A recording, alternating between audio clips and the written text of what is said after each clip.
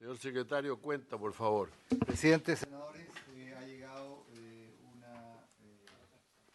presente que una urgencia suma para el proyecto de ley que modifica la ley 20.000, que sustituye la ley 19.366, relativa al tráfico ilícito de estupefacientes y sustancias psicotrópicas. Recordará que la comisión se constituyó el día de ayer, la comisión mixta, Y sesiona hoy día de 15 a 16 horas. Y también, presidente, sí, llegó Flores. Y el cambio también para todo el trámite de la comisión mixta. Dijo que venía él para toda la comisión mixta. Sí. No, que para todo el trámite de la comisión mixta. Sí, sí. Si le quedaba gustando, se quedaba para siempre. No dijo eso.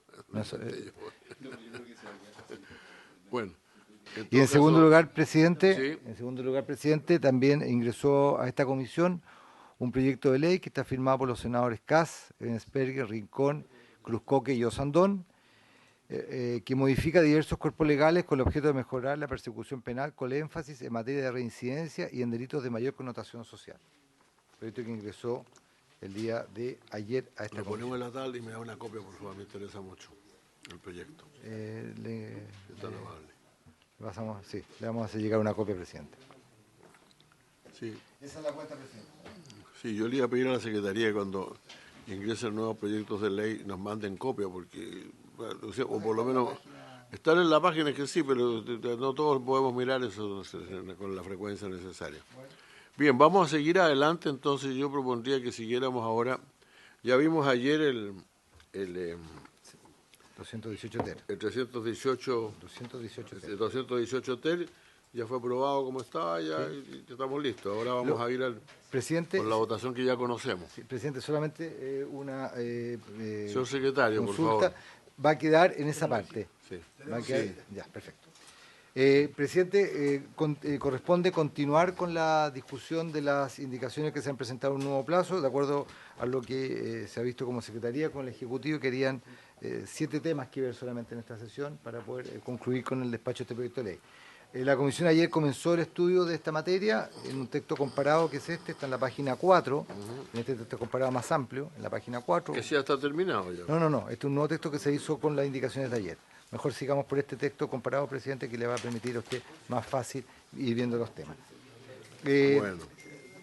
Como se indicó ayer, la indicación tiene por objeto agregar, recordarán ustedes que el subsecretario Monsalve hizo una lata explicación respecto de este tema, en relación con la situación de aquellas organizaciones que no quedaban constituidas probablemente como criminales o delictivas, y que se incorporara esto como una circunstancia agravante en el Código Penal a través de la incorporación de un nuevo número 23, al artículo 12, que enumera cuáles son las circunstancias agravantes de la responsabilidad penal, y esta es la de ejecutar el hecho formando parte de una agrupación u organización de 2 o más personas destinada a cometer crímenes o simples delitos, siempre que ésta o aquella, es decir, la organización criminal o la delictiva, no constituyera una asociación delictiva o criminal de que trata el párrafo 10 del título 6, libro 2, que es lo que ya se ha aprobado e incorporado al Código Penal en virtud de anteriores acuerdos de la Comisión, y ello haya facilitado la perpetración del delito, 1, o haya aumentado el peligro para la integridad física de la víctima, 2, o el hecho se efectúe con violencia, intimidación o engaño. Es decir, 3 hipótesis para que se constituya esta circunstancia agravante. Para andar rápido, no olvidemos que esto fue planteado, esta página 4, todas estas indicaciones están hechas por el Ejecutivo a pedido de los señores senadores. Entonces que los senadores, de algunos señores senadores, no diremos cuáles son los que más lo han pedido, a lo mejor hay alguno que ha pedido alguna otra cosa. Por lo tanto, yo quiero saber si está satisfecho con estas indicaciones que propone, con estas nuevas redacciones que propone el Ejecutivo, y si lo están, podemos seguir adelante. Defensoría Penal Pública. Muchas gracias, señor presidente. Por su intermedio, si le pudiera conceder la palabra al abogado Nicolás Espinosa, Nicolás Cisternas, perdón, que fue quien trabajó este tema. A ver, como no, con mucho gusto, dígame. Muchas gracias, señor presidente, por su intermedio. Usted estaba aquí en vivo ayer, no sé, efectivamente, sí. Así es. Pero hoy día no puedo asistir, lamentablemente. Bien, Señor presidente, por su intermedio queríamos señalar que a nuestro parecer la incorporación de esta circunstancia agravante podría ser innecesaria, ya que normas similares ya existen para números importantes de delitos que los cuales el crimen organizado suele desenvolverse, ya sea, por ejemplo, respecto de los delitos en contra de la propiedad, ya existiría el artículo 449 bis en términos muy similares, respecto del delito de tráfico de estupefacientes, el artículo 16 de la ley 20.000, respecto de delitos ligados a la corrupción de funcionarios públicos, el artículo 260 bis del Código Penal. Entonces, entrar a esto significaría básicamente destruir la armonicidad del Código Penal y incluir normas que podrían tener efectos nefastos para la aplicación de ellas. Acá ya se han hecho algunas alegaciones al respecto sobre materias similares, como por ejemplo los problemas de interpretación que podrían estar ligados a la aplicación de esta agravante. En principio no existirían grandes diferencias con el tipo penal de asociación criminal o delictual, ya que no se está definiendo lo que es una agrupación, sino lo que está haciendo se está, por así decirlo, definiendo de manera negativa. Se está diciendo que no es, básicamente se aplicaría la agravante para circunstancias en las cuales no se aplicaría el crimen organizado o figuras de asociación ilícita o asociación delictual. Primero, se diluye las diferencias sustanciales o sustantivas, perdón, respecto de la coautoría. Tampoco se define qué es cuáles serían las grandes diferencias que podrían existir con dicho fenómeno de pluralidad de intervinientes en un hecho ilícito. Finalmente, sí, gracias. Finalmente, señor presidente, y con esto termino, podría darse un incentivo perverso y un desincentivo, perdón, por parte de los funcionarios del Ministerio Público. Los fiscales podrían satisfacer su investigación con esta agravante y no seguir investigando para poder dilucidar hechos constitutivos de los tipos penales de asociación delictiva o criminal. Bueno, el argumento es bien simple. O sea, esto se hizo en la posibilidad de que faltara alguno de los requisitos para hacer es un delito cometido por un grupo de personas, pero faltó algún requisito para convertir esto en para decir que esto era un delito, era un caso de crimen organizado. Yo le voy a pedir la palabra a la Fiscalía en este asunto, le voy a ofrecer la palabra, me interesa mucho su opinión. Muchas gracias, señor presidente. Mauricio Fernández por aquí. Un saludo a todos los honorables invitados. La verdad es que esta agravación, que es un intermedio entre el delito común y el delito de asociación ilícita, delictiva o criminal, es una... Como bien lo ha dicho la Defensoría Penal Pública, es una figura ya existente en otros ilícitos penales. Y lo que se está haciendo acá es simplemente para este tipo de criminalidad organizada, que no es narcotráfico, se está incorporando la misma grabación que existe en narcotráfico, pero con más exigencia. Entonces se está buscando, en hipótesis de mayor gravedad, se está buscando incorporar esta agravación en esta norma. En la ley de drogas y en otros fenómenos criminales organizados, es más simple aún la tipificación o la incorporación del agravante, porque se dice simplemente que habiendo organización, pero no reuniendo todos los requisitos de la asociación ilícita, se agrava. Para esta criminalidad organizada no perfecta se están imponiendo mayores requisitos y me parece absolutamente coherente que la criminalidad organizada no narcotráfico, que hay hartas, también tengan una figura de agravación frente a figuras imperfectas. No veo por qué esa forma de agravación por figuras imperfectas de asociación lo podamos tener para los delitos en contra de la propiedad, para la corrupción pública, y no lo podamos tener para la criminalidad organizada. Gracias, señor presidente. Muy bien, yo le voy a pedir que decidamos esto rápidamente, porque en este caso lo que estamos hablando es si esto...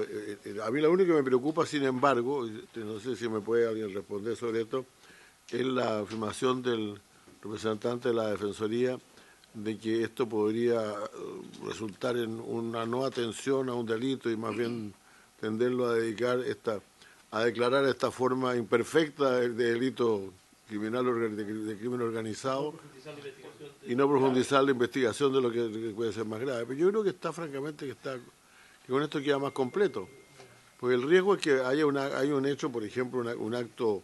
Veamos una situación de las que hemos vivido recientemente en Chile. Un grupo de personas que no estaban concertadas juntos van y asaltan un local comercial. Eso, tal con la definición que estamos dando, podría alguien decir que es un crimen, es una acción de un grupo criminal organizado, que no lo es. Pero al mismo tiempo, creo que sí, la pena debe agravarse por hacerlo en concurso de tantas personas, pues no es lo mismo que una persona entre a robar a un lugar a que un grupo de personas asalte un lugar aunque no estén concertadas para ello, ¿no? Así que yo propongo, si les parece, aceptemos la indicación y sigamos adelante. Señor senador. Presidente, mire, yo entiendo que el gobierno tenga un apuro, digamos, en esto. Pero yo creo que no podemos, por mucho apuro que tenga el gobierno. No, si todos tenemos apuro, senador. No, es que es probable que los senadores de gobierno tengan apuro, pero los que no somos senadores de gobierno, no me subo a ese apuro. Sino que yo digo, hagamos las cosas bien. Porque mire, aquí, ¿qué deduzco yo de esto? Primero, este agravante del número 23 es una norma general, no es para el crimen organizado. No, claro. Por algo es un agravante, digamos, está en el Código Penal. Rige para todos. Segundo, lo que no configura el tipo penal, entonces lo que estamos haciendo aquí lo transformamos en agravante. Esa es una doctrina en derecho penal que ha tenido el Código Penal chileno, eso, de que cuando un delito no logra configurarse completamente por el tipo, entonces le aplicamos un agravante. Ese es el sentido de las agravantes, de que cuando el tipo no se conforma, tú tomas la decisión de calificarlo como agravante, porque el tipo no se configuró completamente. ¿Cómo quedan las normas de la coautoría? Aquí las normas de la coautoría y de la coparticipación se vienen abajo, porque simplemente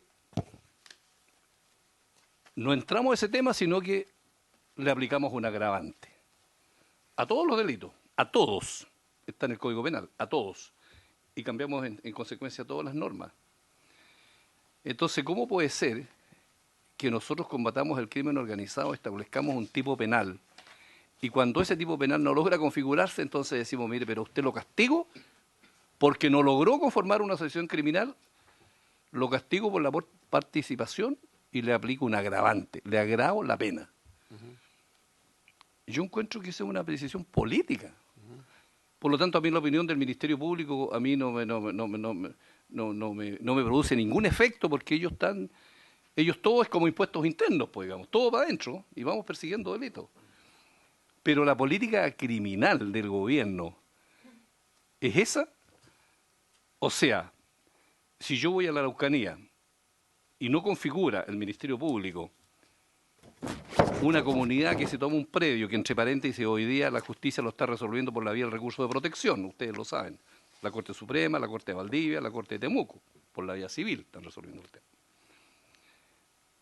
Si una comunidad de 3, 4, 5 personas no logra configurar una asociación criminal, entonces esa coparticipación en esa usurpación va a significar un agravante. Y paralelamente hay otro proyecto de usurpación que también está subiendo la pena. ¿No es cierto? Y entonces esa es la política criminal del gobierno, que por un lado tiene un proyecto, sube la pena de la usurpación, y por otro lado acá lo hace parecer que tiene que tener un agravante. Entonces estamos casados por todos lados. Esa es mi duda, presidente, respecto de lo que nos está proponiendo el gobierno. Entonces, para mí, estamos echando abajo, digamos, todo lo tradicional del Código Penal respecto de los tipos penales, de las agravantes, de la participación, de la coautoría, para todos los delitos del Código Penal. No estoy de acuerdo. Sí, por favor, Catalina. Muchas gracias, presidente. Buenos días a todos los señores senadores, por su intermedio, presidente. Bueno, en cuanto a lo que se ha planteado, simplemente recordar que el Ejecutivo, a través de la presentación del primer set de indicaciones, manifestó su opinión en el sentido de que los artículos 292 y 293 serían suficientes para hacer frente a la criminalidad organizada.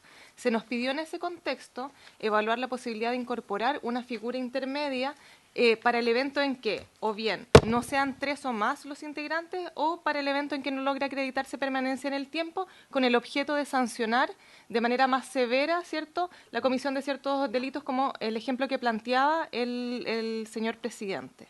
En esa lógica, a nosotros nos pareció que era absolutamente improcedente crear una figura intermedia de crimen organizado que permitiera además el acceso a las técnicas especiales de investigación, sin que se concurrieran todos los requisitos de los tipos penales del 292 y 293, y en ese sentido, como lo que se solicitó era buscar una alternativa para agravar pena, pensamos en esta figura agravante mirando lo que ya existe en el Código Penal, ¿cierto?, a propósito de los ejemplos que se mencionaban, que son el artículo, para no equivocarme, 260 ter, que se refiere a los delitos anticorrupción, como el delito de malversación de caudales públicos, como el fraude al fisco, como el cohecho, y el artículo 449 bis, que se refiere a los delitos contra la propiedad, como el hurto y el robo.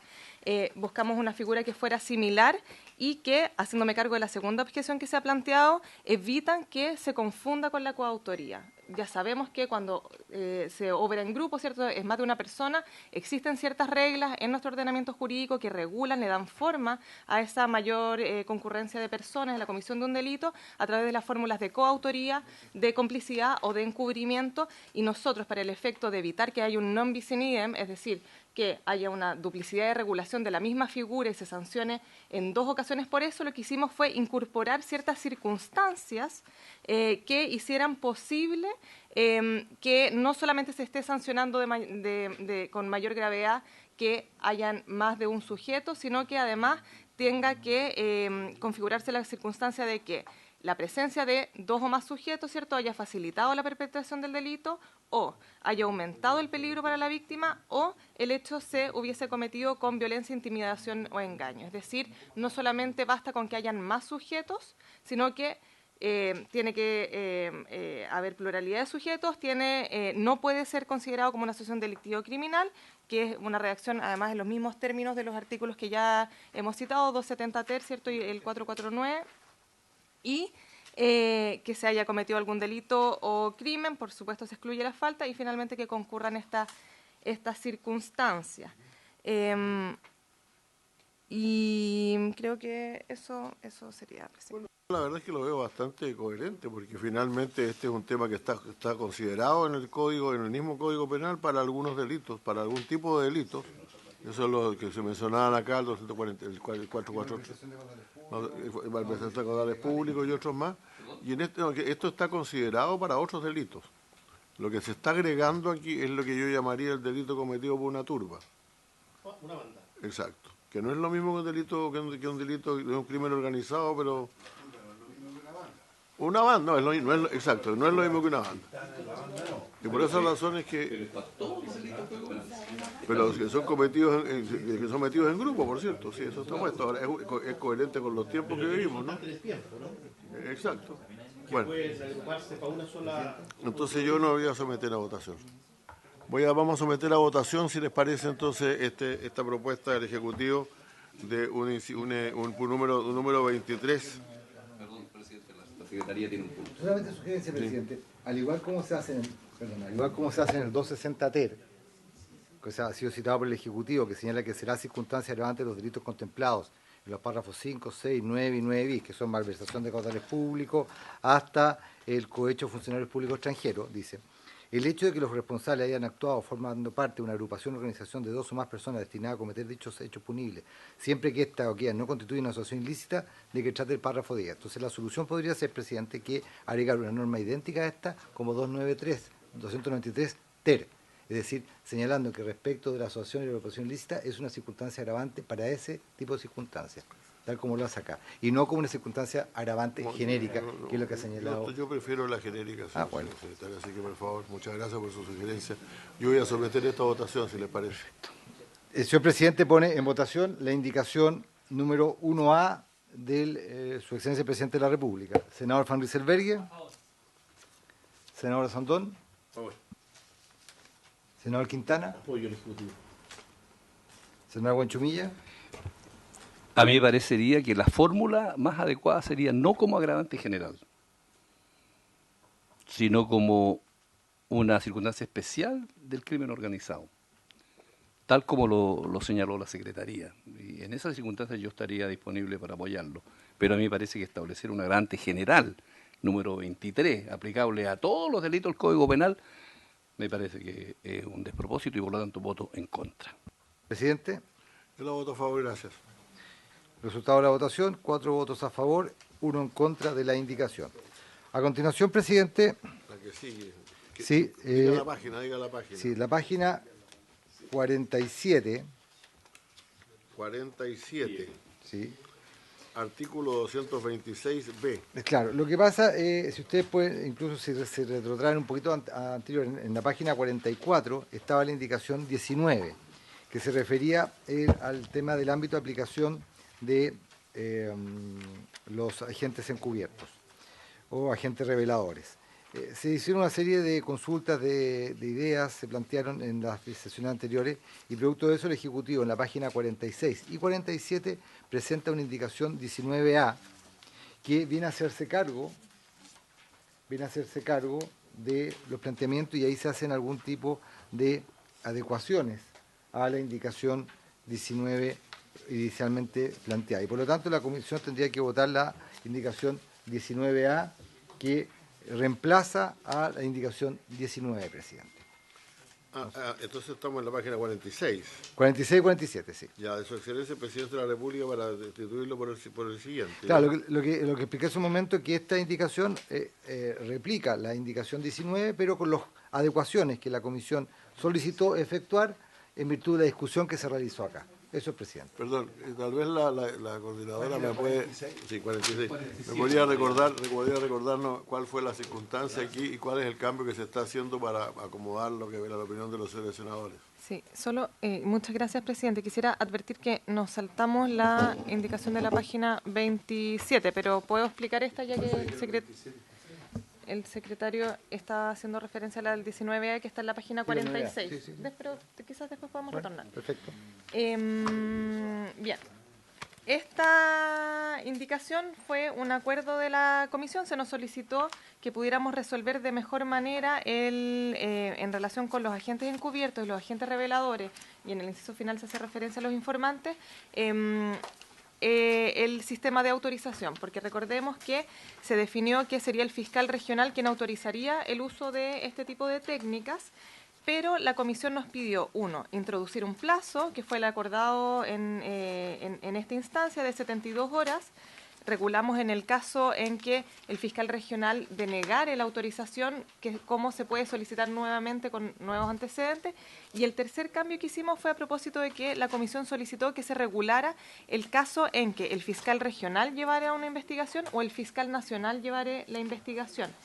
En relación con eso último, solamente precisar que estuvimos revisando la normativa con detención y no es posible establecer lo que se había sugerido para estudio, que el fiscal nacional autorice al fiscal regional cuando sea él quien lleva la investigación, a propósito de una norma expresa, que es la del artículo 17A de la Ley Orgánica del Ministerio Público, en que se señala que el fiscal nacional no puede dar instrucciones o ordenar realizar o omitir la realización de actuaciones en casos particulares, con la sola excepción del artículo 18, que es justamente el que lo habilita a instruir casos en hipótesis bien restringidas.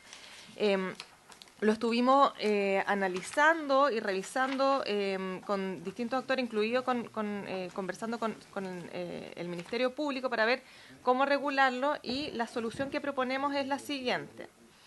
Señalar, no será necesaria la autorización establecida en el inciso primero, es decir, la autorización del fiscal regional, en aquellos casos en que sea el fiscal nacional o el fiscal regional quien dirija personalmente la investigación conforme a lo establecido en los artículos 18 y 19 de la ley 19.640, que es la orgánica constitucional del Ministerio Público, para evitar que haya un vacío legal, ¿cierto?, en aquellos casos en que les corresponda a ellos, que, como ya señalaba, es bastante extraordinario que sea el fiscal regional o el fiscal nacional quienes conducen directamente, instruyen directamente la investigación. ¿Estamos bien? ¿Estamos de acuerdo? Ok. La aprobamos entonces como está. La 19A entonces aprobada por la unanimidad de los miembros de la comisión. Y volvamos a Sí, la como ha página señalado, 28 entonces. exactamente, como ha señalado la representante del Ejecutivo en la página 25, presidente, y 27. Yo digo 25-27 porque la 25 es la original y la 27 es la presentada en un nuevo plazo. En esta materia, perdón. Se denomina medidas cautelares reales. Sí, exactamente. Y acá lo que se enmendó, pueden verlo usted en la página 27, en la indicación 9A, lo que se enmienda es el segundo párrafo del inciso que se agrega. Ahí la redacción propuesta, precisamente haciéndose cargo de la discusión de su momento, en la sesión correspondiente, señala lo siguiente. Para estos efectos, el juez podrá autorizar la retención de dineros o de cosas muebles. ¿Estamos en la página 27? Sí. No veo eso. Para estos efectos. Sí. A ver, explico. La redacción original decía lo siguiente, y ustedes la pueden ir concordando con la que está planteada en la 157. Yo voy a leer la redacción original y ustedes lean la que está, ustedes sigan la que está propuesta. Yo la sigo leyendo aquí porque me sale más claro. Bueno, el como usted papel quiera. que nos dieron ayer. La redacción original planteada, para estos efectos, el juez podrá ordenar que se congelen las cuentas de bancos o los fondos generales administrados por terceros. No se requerirá que concurra la circunstancia segunda del artículo 279 del Código de Procedimiento Civil. En su reemplazo es la redacción que está ahí. Para estos efectos, el juez podrá autorizar la retención de dinero o cosas muebles que se encuentren en poder del imputado o de terceros, o en cuentas de bancos o en fondos generales administrados por terceros. Es decir, se hizo las precisiones correspondientes en la indicación planteada con el objeto de salvar ciertas inquietudes que tenían los senadores cuando se discutió la indicación 19. Sí, por favor. Muchas gracias, presidente. Solo recordar que se había cuestionado por parte, de hecho, de la Defensoría Penal Pública el hecho de que habláramos del congelamiento de cuentas, que es una expresión que no se utiliza en nuestro ordenamiento jurídico, y por ello, siguiendo la propia sugerencia de la Defensoría Penal Pública, utilizamos el lenguaje que emplea el artículo 295 del Código de Procedimiento Civil, que es justamente la retención de dineros o cosas muebles, y hicimos el acomodo ahí en la redacción de la norma para que no se utilizara un lenguaje que es impropio de nuestro ordenamiento jurídico, y simplemente reiterar lo que ya habíamos señalado en esa oportunidad, que esta norma es una norma espejo del proyecto de ley de delitos económicos que introducimos en este proyecto de ley. Muy bien, ¿le parece bien? De acuerdo, aprobado entonces. ¿Cuál sigue, señor secretario? A continuación, presidente, en la página, usted no está siguiendo este comparado, pero en la página 62 se encuentra... Allá voy. 62. Sí, está la indicación 35A, 62. que se refiere a el nuevo artículo 226K del Código Procesal Penal propuesto, que se refiere a la utilización de medios de prueba. 62. ¿Sí? Indicación 35A. 35A. Sí, página 62, presidente. Claro, porque antes decía el presidente de la República había eliminado este... No, porque esa se refiere a un artículo que fue eliminado y fue aprobada la eliminación, perfecto. presidente. Ahora entonces estamos en la página 62. Sí, se refiere a utilización de los medios de prueba, la nueva propuesta, en la misma lógica que se ha venido señalando, Sí. es recoger inquietudes que se plantearon acá durante la discusión, tanto por los senadores como representantes del Ministerio Público y la Defensoría Penal. Lo siguiente, los antecedentes o evidencias obtenidos mediante la aplicación de las facultades previstas en este párrafo y que resultaren irrelevantes para el procedimiento serán entregados o devueltos en su oportunidad a las personas respecto de quienes se solicitó la medida y se destruirá todo registro, transcripción o copia de ellos. Y luego se agrega, lo prescrito en el inciso precedente no regirá respecto de aquellos antecedentes o evidencia que pudieran ser útiles o relevantes para otros procedimientos seguidos por hechos en cuya investigación fueren también aplicables las disposiciones de este párrafo. Y ahí viene fundamentalmente el cambio que se agrega con esta nueva propuesta, que señala delitos que merezcan pena de crimen o sean propios del sistema de análisis criminal y focos investigativos, de acuerdo a lo establecido en el artículo 37 bis de la ley número 19.640. Eso es básicamente la adecuación que se plantea en esta propuesta, presidente. Doña Catalina. Muchas gracias, presidente. Solamente precisar que en el primer inciso modificamos la expresión persona afectada por la de persona respecto de quien se solicitó la medida, a propósito de, por ejemplo, si es que en una interceptación telefónica un sujeto, que es el que se está, cierto, respecto del cual se decretó la técnica especial de investigación, habla con 100 personas por teléfono, evidentemente no es a esas 100 personas a las que hay que hacerle devolución de los antecedentes, sino que respecto de la persona respecto de la cual se solicitó la medida. O si no, vamos a tener al Ministerio Público trabajando, o sea, haciendo un gasto innecesario y además con una sobrecarga de trabajo que va a ser inasible el cumplimiento de esta norma. Y en lo que dice relación con el inciso segundo, simplemente estamos homologando la norma de tratamiento de datos que se discutió el día de ayer a propósito del artículo 218 ter. Es la misma enunciación en el sentido de cómo la destrucción de los antecedentes o su entregas, la destrucción, perdón, de los antecedentes probatorios se excepcionarían no solamente aquellos que son parte del crimen organizado, sino que los que merezcan pena de crimen y los que sean propios del sistema de análisis criminal y focos investigativos que regula el artículo 37 bis de la Ley Orgánica del Ministerio Público. ¿Le ofrece la palabra? Lo aprobamos entonces. Muchas gracias. Queda entonces aprobada la indicación unánimemente 5-0. Era la 35A, ¿no? Exactamente, 35A. la 35A. A continuación, presidente, página 66. Las que vienen después eran todas de cambios de número y cosas así. Ya. Indicación 42A, 42A. ¿sí? Refería No al viene sin A. 226, al artículo 226O del Código Procesal. 66, es Sí, el Código 66. Procesal Penal. Que esta materia refiere a la declaración en juicio de los agentes encubiertos, los agentes reveladores, los testigos y los peritos que se le otorga la calidad de informante, que tienen ellos la posibilidad de poder otorgar sus testimonios de manera anticipada, conforme lo establece el artículo 191 del Código Procesal Penal, que es un tema que analizamos. La principal enmienda propuesta en esta indicación está en el inciso tercero, el segundo párrafo. Este segundo, leo el inciso tercero, dice: en ningún caso la declaración de los testigos protegidos, agentes encubiertos o reveladores o de los informantes podrán ser recibidas o introducidas al juicio sin que la defensa haya podido ejercer su derecho a contrainterrogarlo personalmente con los resguardos contemplados en los incisos precedentes. Y acá viene la enmienda que se propone, nuevamente, en la lógica de discusión que hemos seguido.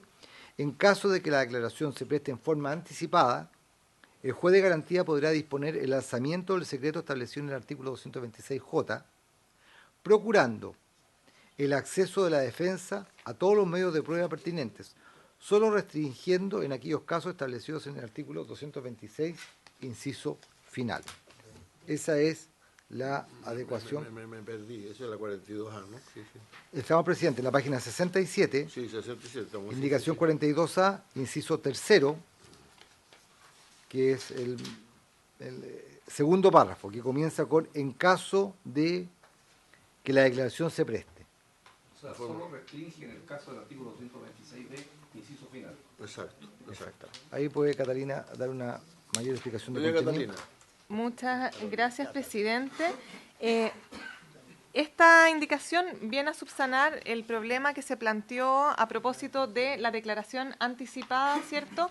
En el caso de que se estaba regulando la posibilidad de contrainterrogar, evidentemente, ¿cierto?, a la defensa, pero no había una contradicción normativa a propósito de las normas que permiten declarar el secreto de ciertas piezas hasta el cierre de la investigación, de manera tal que, si bien estábamos expresando que podía haber una contrainterrogación, nos señalaban que materialmente no iba a poder hacerse de manera adecuada porque habían ciertas piezas del expediente que estaban cubiertas por el secreto.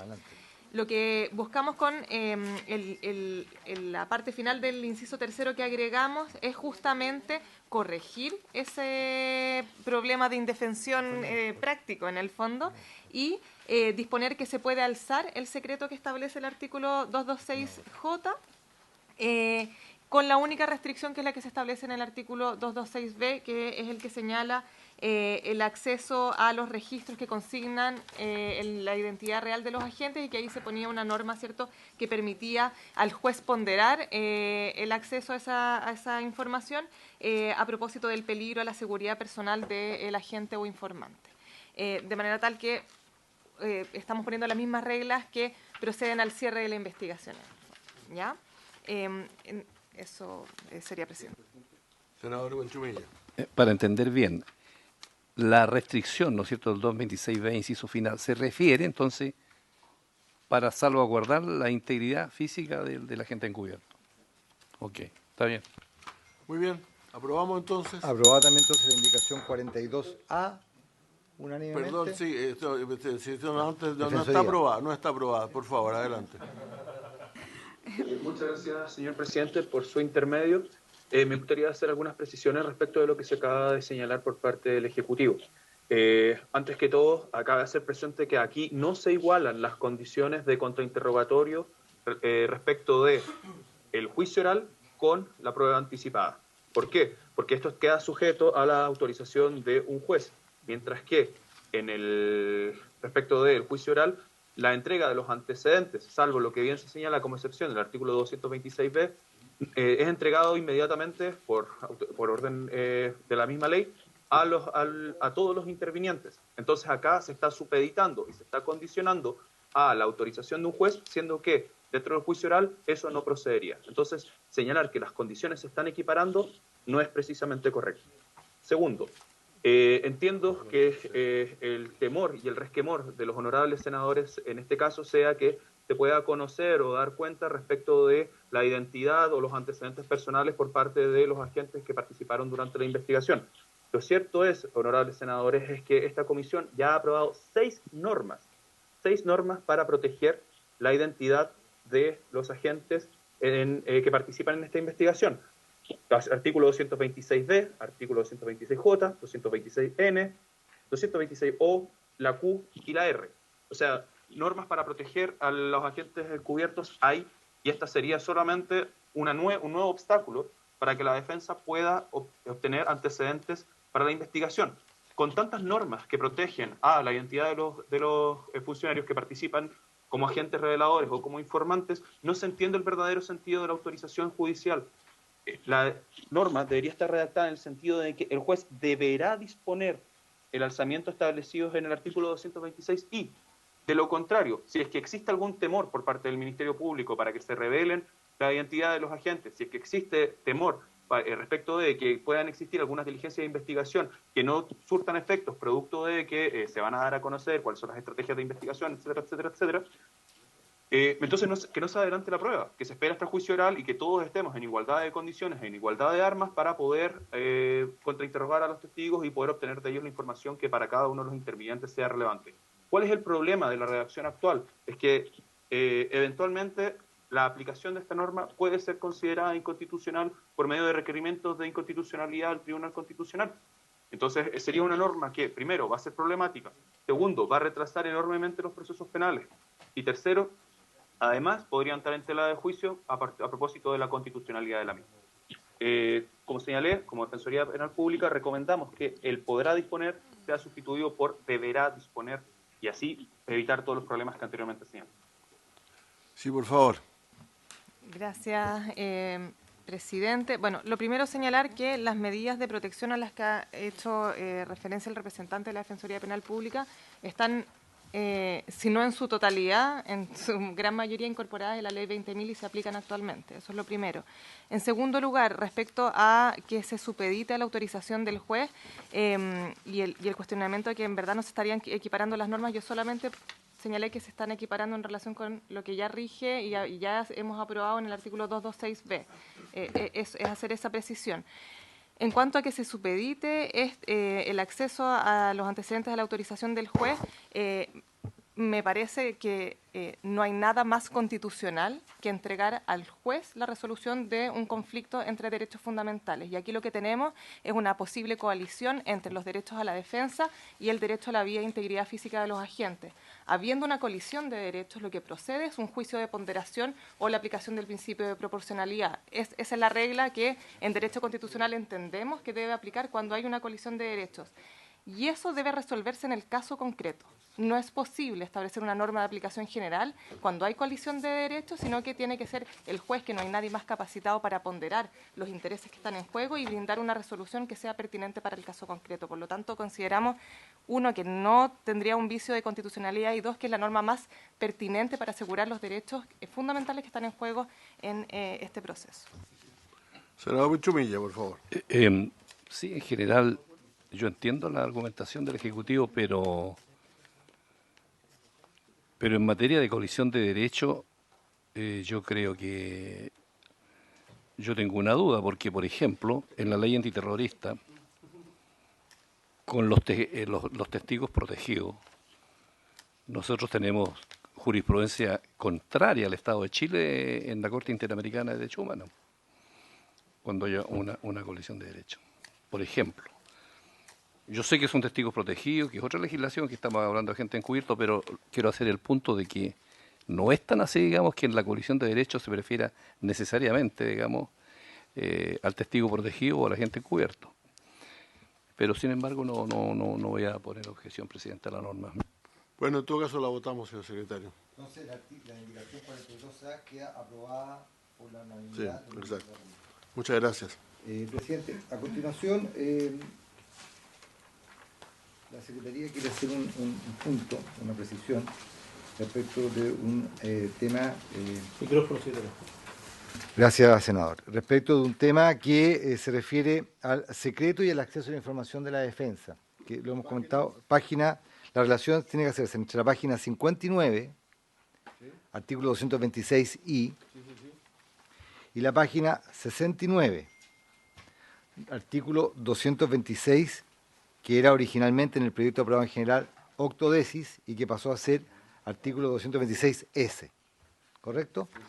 En la letra, ambas se refieren al secreto y acceso a la información de defensa en el Código Procesal Penal, en el mismo artículo 226I y 226S. Me parece a mí que la regulación del 226I es bastante más amplia y cubre una serie de situaciones de mejor manera que el artículo 226S aprobado por la Comisión. En consecuencia, me parece a mí que ese 226S no debería seguir formando parte del proyecto. No sé si les parece que lea.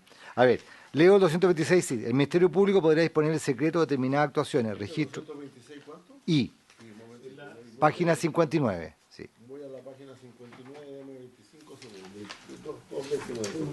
Y 30 también. 59 me dijo, ¿no? Sí. No le pregunte. No le pregunte. Pero la tengo usada hace como 6 meses ya. Me tengo que poner la muñequera cada rato. Oiga, pero usted usted no quiso ayer acoger la idea que yo dije que presentaran un proyecto de igualdad de género en la casa. ¿Sí? ¿Leo, presidente? Fue con una vereda, no hay problema.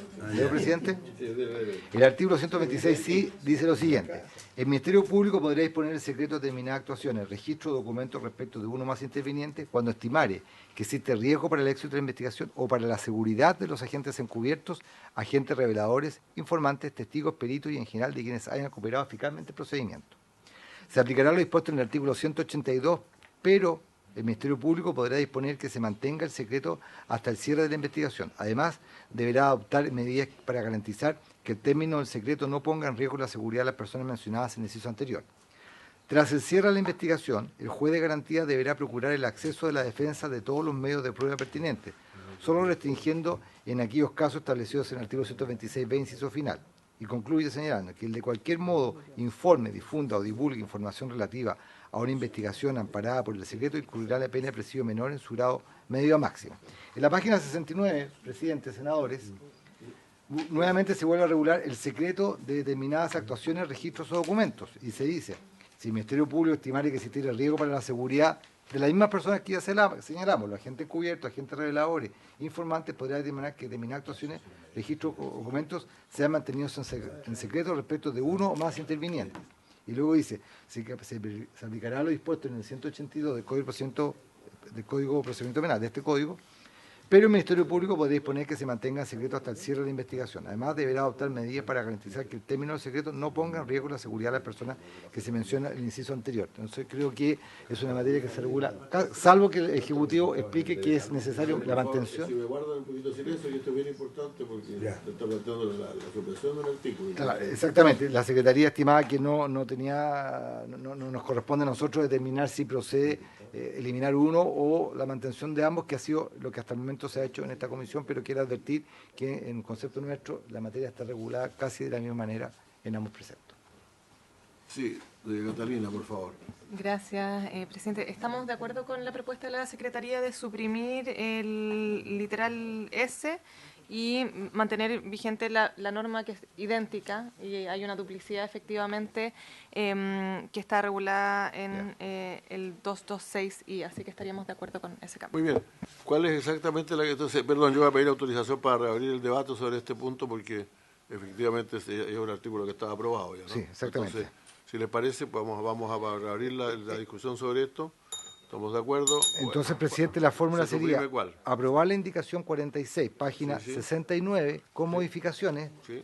no para reemplazar la letra, sino que para eliminar el artículo. Correcto. ¿Les parece? O sea, se rechaza el artículo, en definitiva. Claro, se aprueba la indicación 5.0, que es la aprueba que el se día. refiere al artículo, pero para eliminar el artículo. Ok, muy bien. Está aprobado. La indicación. Sí, Exacto. porque es la única forma de eliminar el artículo. Exacto. No está acá, la aprobamos Ya, con modificación. secretario, sigamos entonces. Porque si no también lo podemos hacer por una herramienta reglamentaria, Ya. que eso lo vemos nosotros, eso no se preocupen ustedes. Siguiente. Seguimos, presidente. ¿Será acaso la última? Porque a mí No. hay dos más todavía. Hay dos más.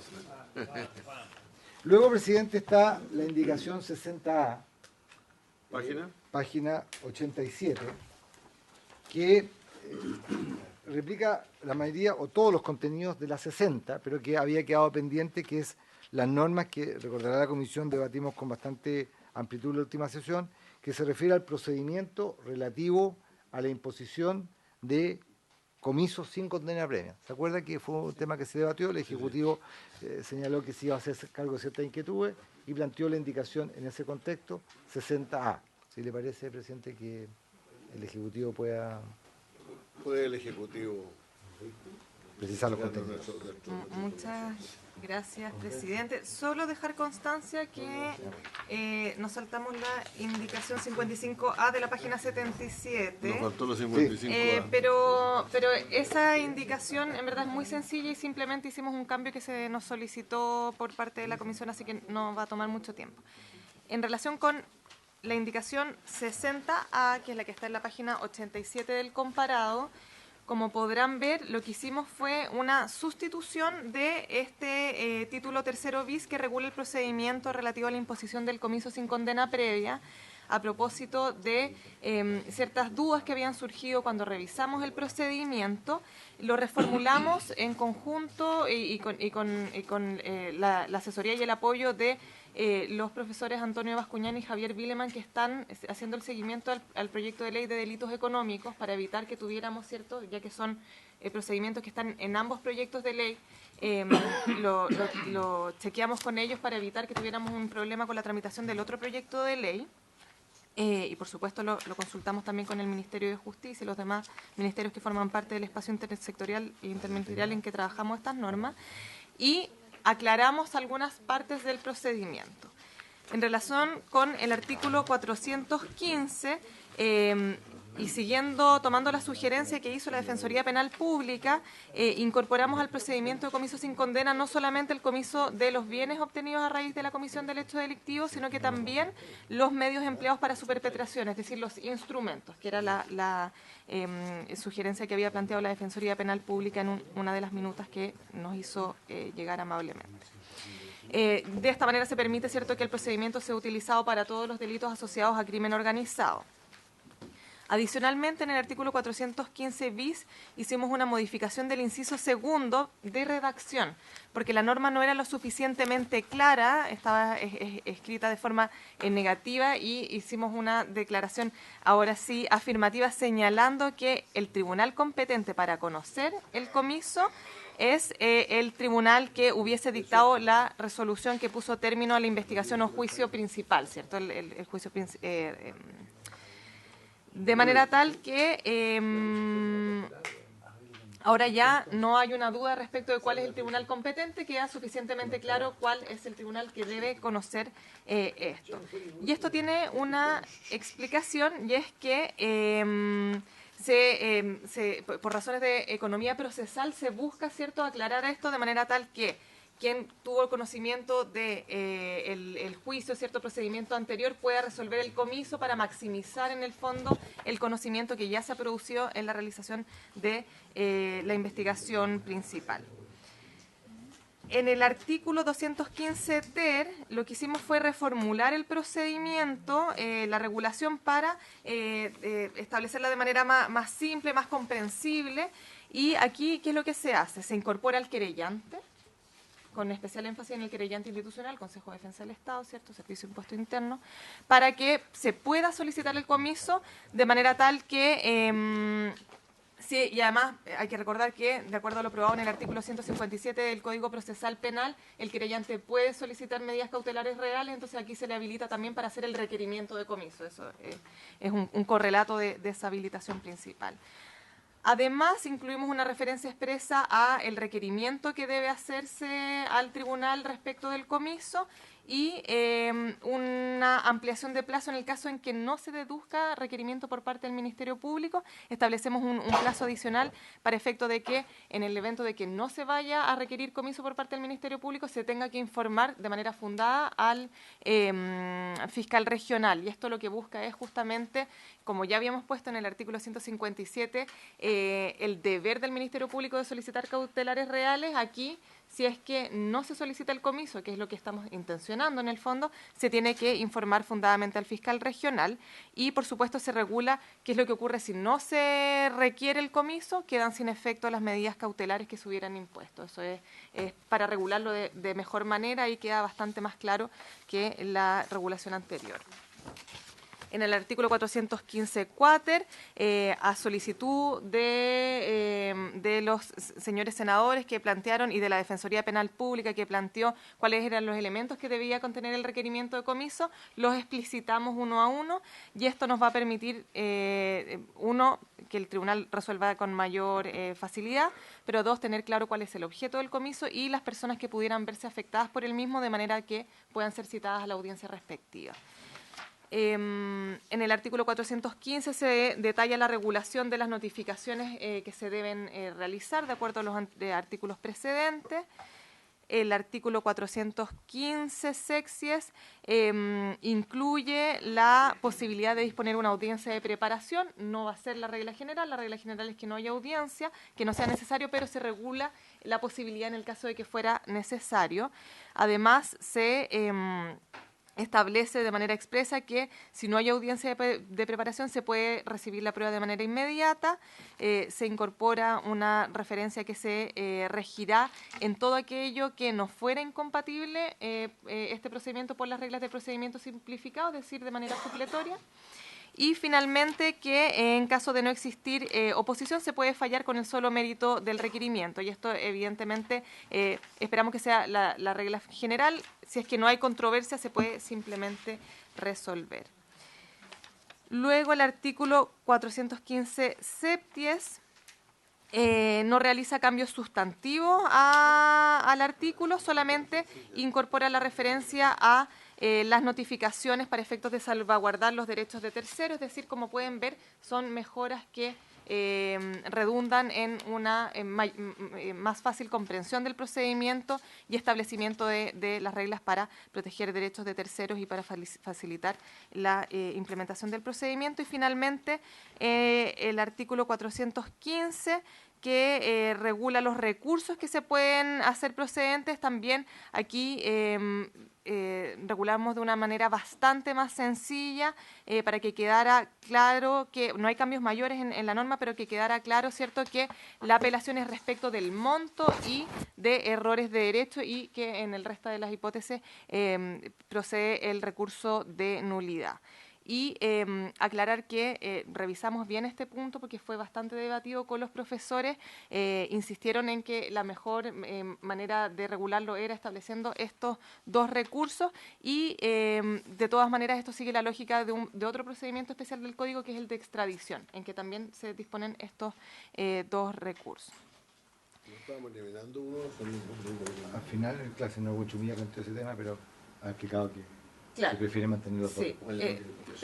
En el caso de que requiriera la comisión una explicación adicional, tenemos en línea a nuestra jefa de la división jurídica que podría dar el detalle en caso de que fuera necesario. Y solamente a propósito de los cambios que hemos introducido en el artículo 415 nonias, al final se hace referencia al artículo 469 bis. Pedirle a la Secretaría si pudiera corregirlo en caso de que los señores senadores tengan a bien aprobar estas modificaciones, que dijese 468 bis. Bien, sí, don Francisco Manchomilla tiene la palabra. No, solamente para rebobinar la nulidad y la apelación subsidiaria y todo esto, es la Corte de Apelaciones, ¿no? Un momento, primero te responde primero y después el Sí. segundo punto. No vamos a la Corte Suprema, esta no es Corte de Apelaciones. Corte de Apelaciones, pero de todas maneras le vamos a pedir a doña Lupia Aguirre si puede hacer la explicación. Gracias, presidente. Doña Lu, a ver, el Ministerio Público va a hablar sobre este punto que estamos hablando acá o sobre la Corte. ¿Cuál es el tribunal de alzada? Sí. Digamos, Doña Lupe, por favor. Gracias, presidente. La remisión es a las reglas generales y, por lo tanto, al remitirse a las reglas generales, sigue la regla de la causal. Si la causal fuese la causal del artículo 373, letra A, entonces el competente será naturalmente la Corte Suprema, es decir, si hay vulneración de garantías fundamentales durante el desarrollo del procedimiento del juicio.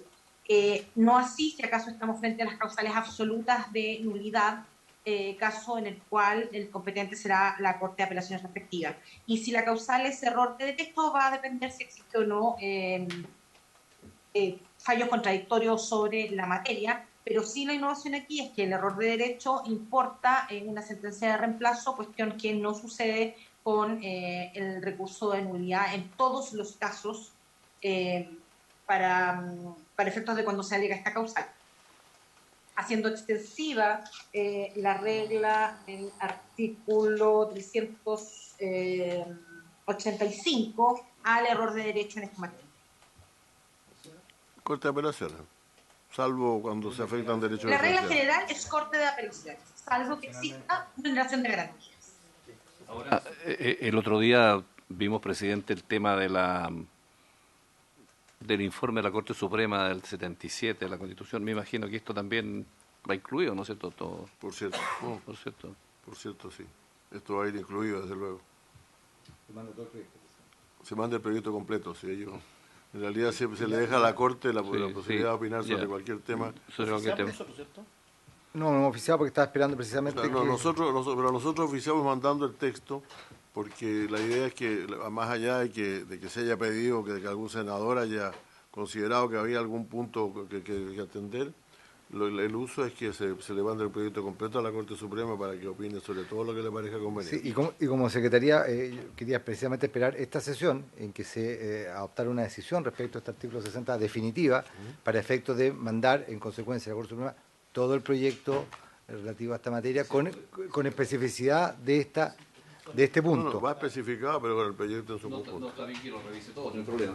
Pero podemos verlo en la sala. A ver, acá la comisión fue una cuestión que interpretamos nosotros y entendimos que la norma constitucional exige que el proyecto sea, que se refiere a atribuciones y organización de los tribunales, sea conocido por la Corte Suprema, sea informado por la Corte Suprema durante su tramitación en el Congreso Nacional. Y en consecuencia la Secretaría entiende y comparte la tesis de que se pueda seguir la tramitación del proyecto, pero lo que sí debe esperarse, la opinión de la Corte Suprema, favorable o negativa, eso no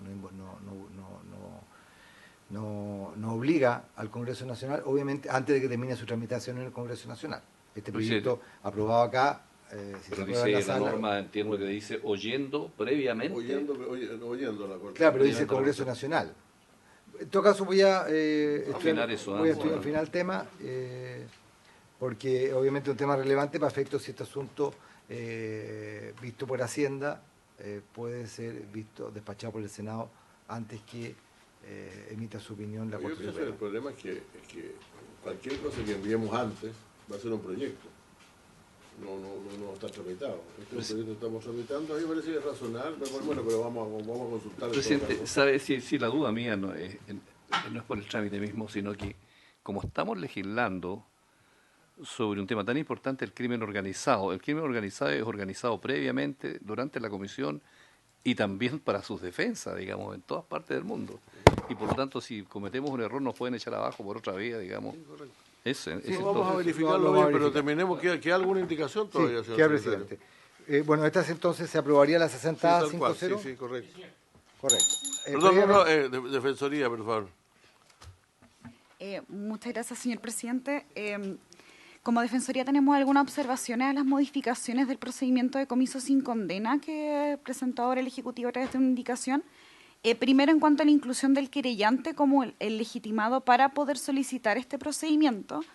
Primero, en cuanto a la naturaleza del procedimiento del comiso de ganancias, ¿cierto? Como la forma en la que está regulado, vemos que no está destinado a satisfacer eventuales indemnizaciones de perjuicios que pudiera pretender la víctima o querellante en el contexto del procedimiento civil. Y pareciera ser que eso también era la idea del proyecto cuando en el artículo 48, que también ya revisó esta honorable comisión, queda en cuarto lugar de prelación, ¿cierto?, para la distribución de los bienes del condenado en caso de que no fuesen suficientes y se le faculta al perjudicado en caso de que no hubiese más bienes para solicitar la indemnización de perjuicios que se hubiese decretado, ejecutarla sobre esos bienes y en ese caso también se le otorga la facultad al Estado para oponerse a esa solicitud que eventualmente hiciera el querellante.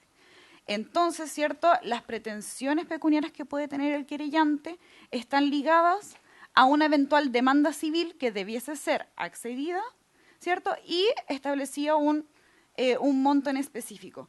¿Qué sucedería en los casos de comiso sin condena? Primero, que no siempre, si es que por ejemplo se decreta el sobreseimiento definitivo, no siempre se pudo haber interpuesto una demanda civil, no siempre se pudo haber resuelto y de hecho actualmente el Código Procesal Penal señala que en caso que el procedimiento penal termine anticipadamente antes del juicio oral, la demanda civil debe interponerse ante el tribunal civil correspondiente.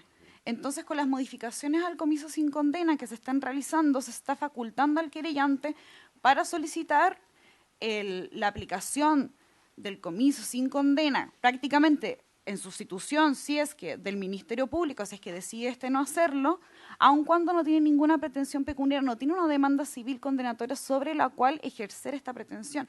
Y esto resulta también, por decirlo así, riesgoso si es que se aprueba, considerando también que el 157 bis que se propuso incorporar, que en su momento también la Defensoría observó, por cuanto permitía indistintamente solicitar medidas cautelares reales, sin formalización y sin audiencia del afectado, tanto al Ministerio Público como al querellante. Y en particular esa norma también puede ser utilizada de forma instrumental por ciertos querellantes para forzar, por ejemplo, algún acuerdo con el querellado o incluso también podría ser una nueva hipótesis de forzamiento de la formalización, porque el mismo 157 bis impone al juez a establecer un plazo al Ministerio Público para formalizar la investigación. Entonces, vemos estas problemáticas con incluir al querellante como un legitimado para solicitar el comiso sin condena, en base a todo lo señalado, y también una observación, que está ya finalizando, en base al estándar probatorio que se fija para decretar el comiso sin condena. Si bien hay una remisión a las normas del Código Procesal Penal en cuanto a la libertad probatoria, ya que la prueba se analiza en base a las reglas de la sana crítica, con las limitaciones, ¿cierto?, que establece el mismo código, el estándar para conceder el comiso sin condena es el del peso de la prueba, o sea, el mismo estándar que hay en sede civil. ¿Cuál es el riesgo que nosotros como Defensoría vemos con una baja en el estándar probatorio para conceder el comiso sin condena? Es que eventualmente puede terminar prefiriéndose este procedimiento por sobre el procedimiento penal, por sobre la persecución penal, al tratarse de un procedimiento más simple con un estándar de condena, si se quiere, más bajo que el procedimiento penal. Entonces, en ese sentido, y nosotros recomendaríamos mantener el mismo estándar probatorio para conceder el comiso sin condena que el procedimiento penal. ¿El Ejecutivo tiene algo que decir respecto de esto? Estamos hablando del querellante particular, ¿no es así? En el caso de las modificaciones que propone el Ejecutivo, no hay una distinción en cuanto a si se trata de querellante institucional o querellante particular. Pero en cualquier caso, por ejemplo, el Consejo de Defensa del Estado deduce igual una demanda de indemnización de perjuicios, que es lo mismo que podría deducir un querellante particular. Entonces, el riesgo que vemos y la desnaturalización, si se quiere, de la institución del comiso, concediendo esta facultad al querellante, se podría dar, a nuestro parecer, en ambos casos.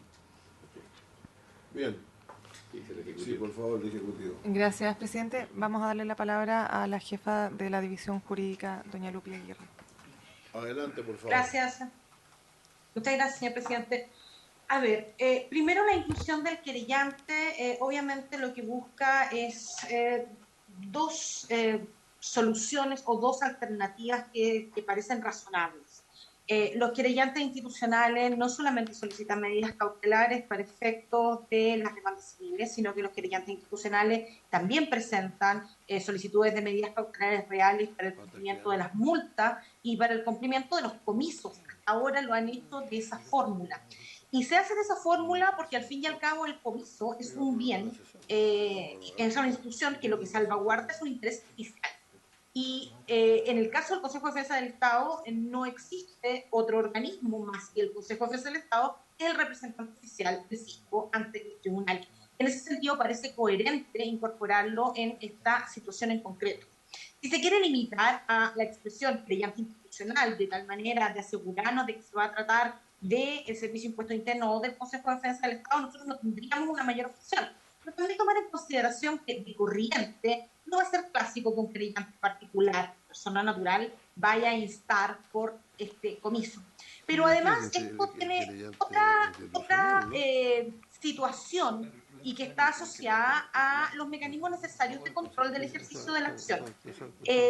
Ayer se comentaba de las cosas que no hacía el Ministerio Público. Bueno, una de las cosas que nosotros hemos visto que no se hace por parte del Ministerio Público con toda la frecuencia que no desearía es instar por los comisos, instar por las multas. Y por eso es que esta norma viene a obligar al Ministerio Público a hacerlo. ¿Qué mejor garantía que asegurar que si el Ministerio Público no lo llega a hacer, de todas formas va a haber un querellante que lo va a hacer? Que además no va a tener ningún otro interés, y ahí sí se difiere del opinado totalmente con la Defensoría, justamente por la relación que el primer beneficiado sea el fisco, porque lo primero que se va a ejecutar va a ser el comiso, y no sus intereses civiles, razón por la cual ahí no vemos ninguna contradicción. Respecto a la posibilidad de cambiar el estándar probatorio desde prueba preponderante al estándar que se establece dentro del proceso penal, hay que considerar que aquí no estamos determinando la responsabilidad penal de una persona. Estamos en un procedimiento completamente distinto y que probablemente si existiese el procedimiento contencioso administrativo en nuestro país ya instaurado, sería allí donde debería ventilarse naturalmente esta norma. Esto lo discutimos bastante con los profesores Vileman y Bascuñán, que están a cargo del otro proyecto, y la idea fue mantener el estándar de prueba preponderante, puesto que lo que aquí se requiere es establecer sencillamente el hecho directivo. Aquí no existe una ponderación respecto de la culpabilidad del sujeto, razón por la cual no se ve necesario recurrir a el estándar establecido por el Código Procesal Penal para efectos de alcanzar la convicción en cuanto a lo que respecta al ámbito patrimonial de quienes aparecían como imputados en el proceso penal.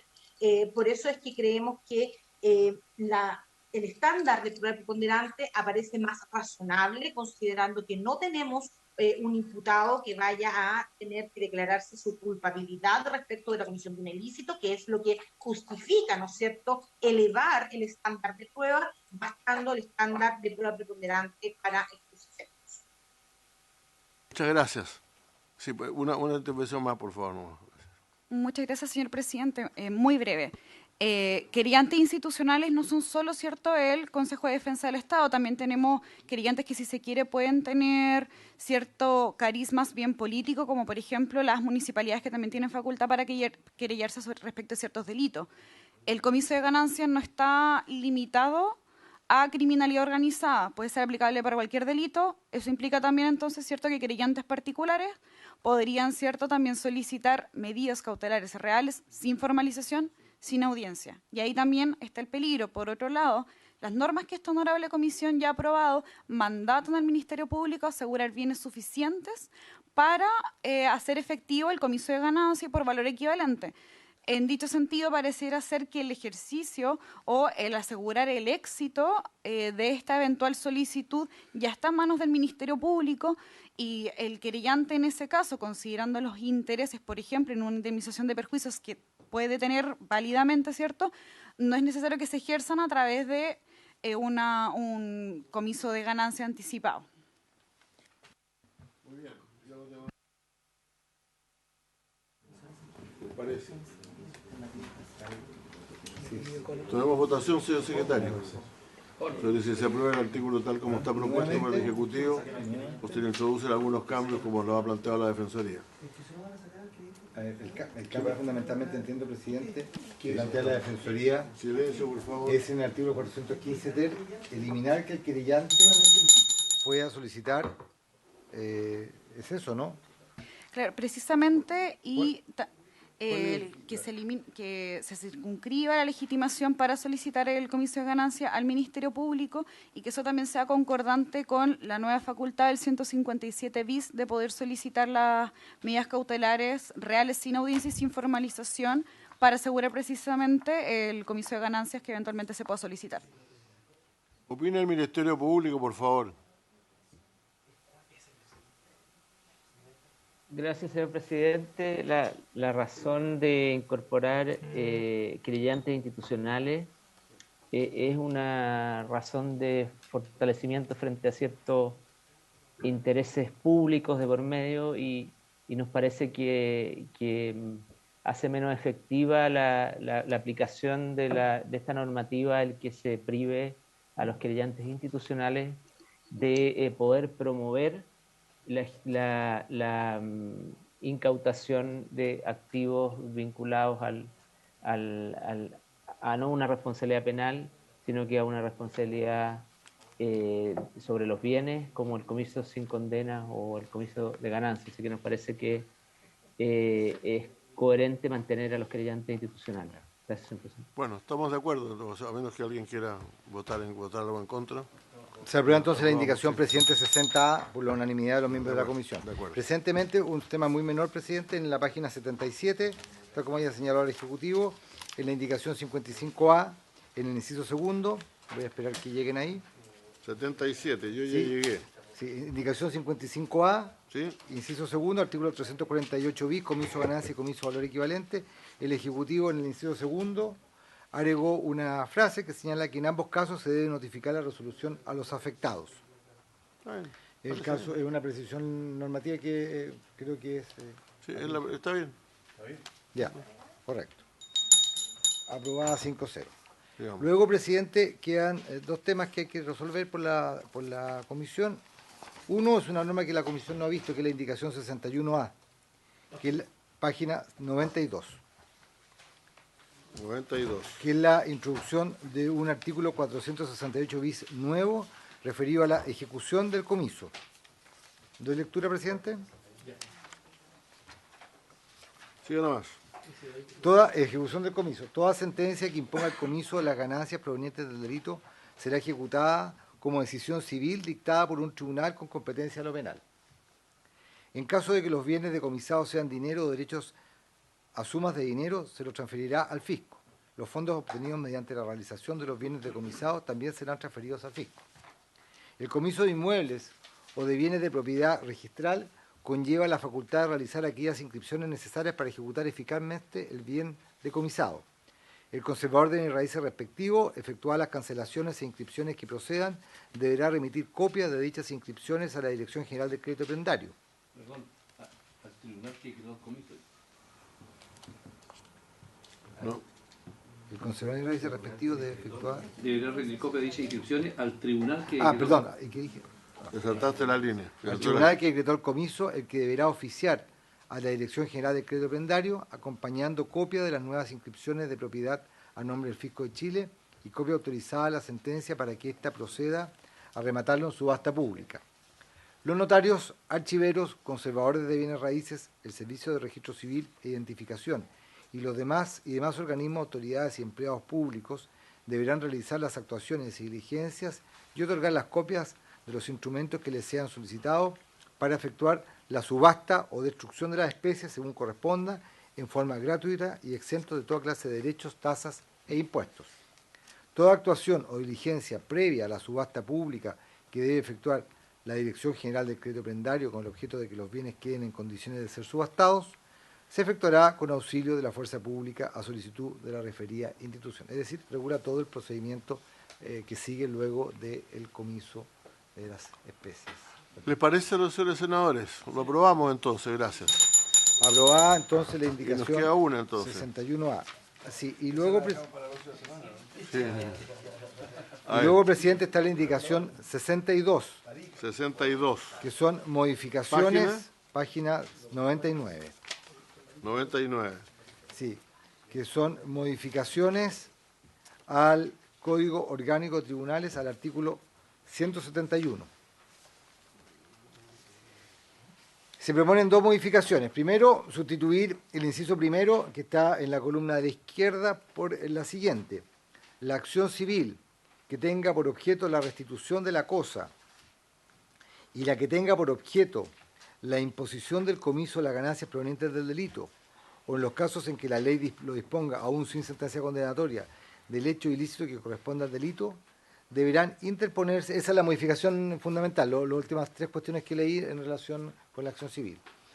Deberán interponerse siempre ante el tribunal que conozca las gestiones relacionadas con el respectivo procedimiento penal. Y esto en razón de las cuestiones que se han incorporado por este proyecto de ley. Correcto. Fundamentalmente el tema del comiso, tanto con o sin sentencia condenatoria, y el hecho ilícito correspondiente al delito.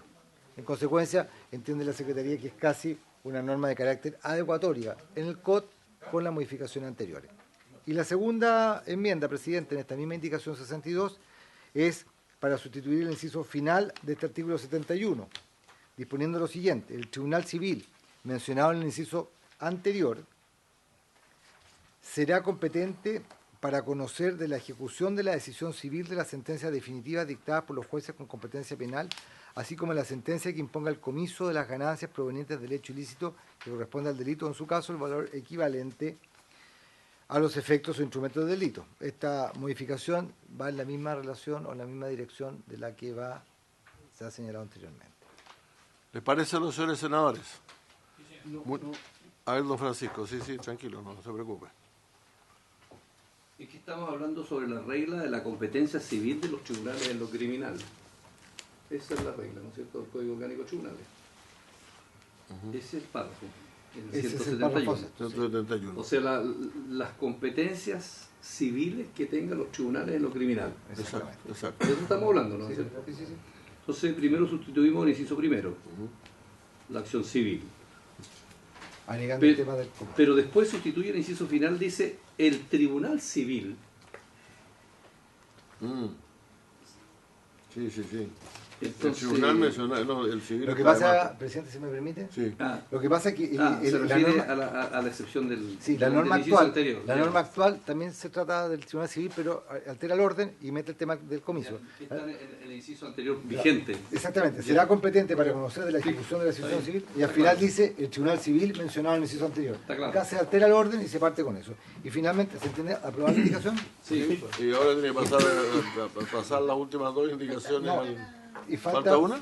Falta una solamente, presidente, que es el tema del el financiamiento del proyecto. Acá esta norma se había aprobado inicialmente, que establece el tema de las facultades de la Dirección de Crédito General. Sí. Y lo que se agrega es Hay una nueva incremente en 3 cupos la dotación máxima del personal del Consejo de Defensa del Estado.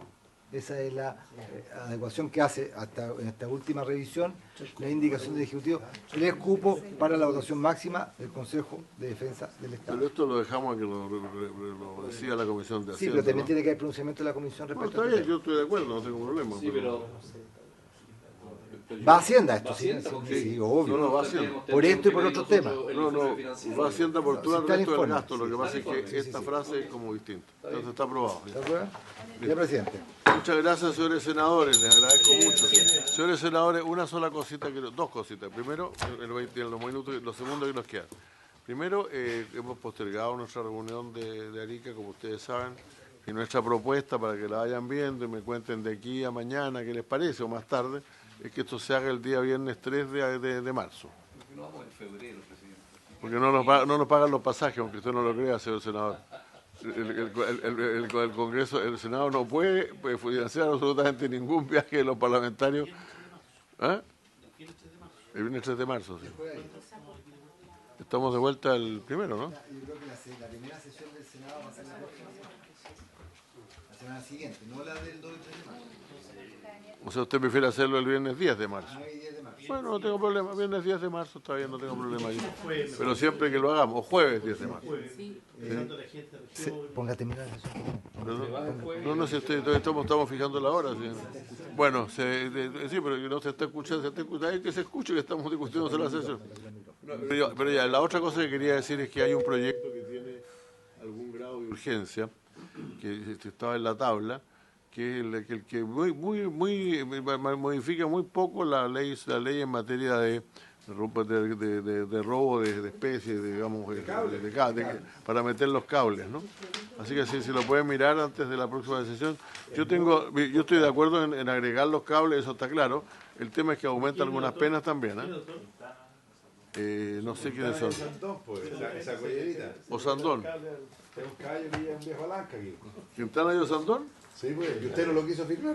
Yo no tengo ningún inconveniente. No, porque a mí no me gustan los aumentos de pena, senador, en general. Lo tienen que explicar con entusiasmo. Quiere la paridad afuera, no en la casa. Pero no tengo ningún problema, yo no tengo ningún problema en verlo. Lo vemos la próxima semana. ¿Sí? Si les parece, entonces, habiéndose cumplido el objeto de esta sesión y agradeciendo a todos los participantes que nos han acompañado por tanto rato, muchas gracias. Se levanta la sesión.